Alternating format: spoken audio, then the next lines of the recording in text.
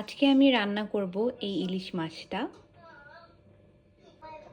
So আমার ভিডিওটার সাথেই থাকুন, আশা করি ভিডিওটা ভালো লাগবে। আমি এখানে মাছগুলো কেটে নিয়েছি এবং ভালো করে ধুয়ে নিয়েছি। এখন আমি রান্না করব। এখন মাছগুলোতে ভালো করে হলুদ মরিচ মেশাবো। আমি এখন মাছগুলোতে খুব সুন্দর করে হলুদ আর লবণ মিশিয়ে নিয়েছি। এখন আমি মাছগুলো ভাজবো।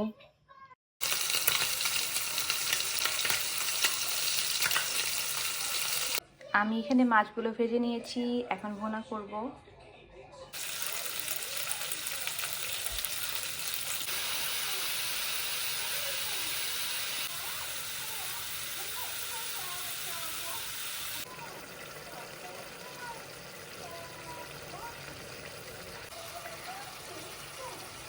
ঝোল পুরো শুকিয়ে গেছে, এখন আমি মাছটা নামিয়ে ফেলবো।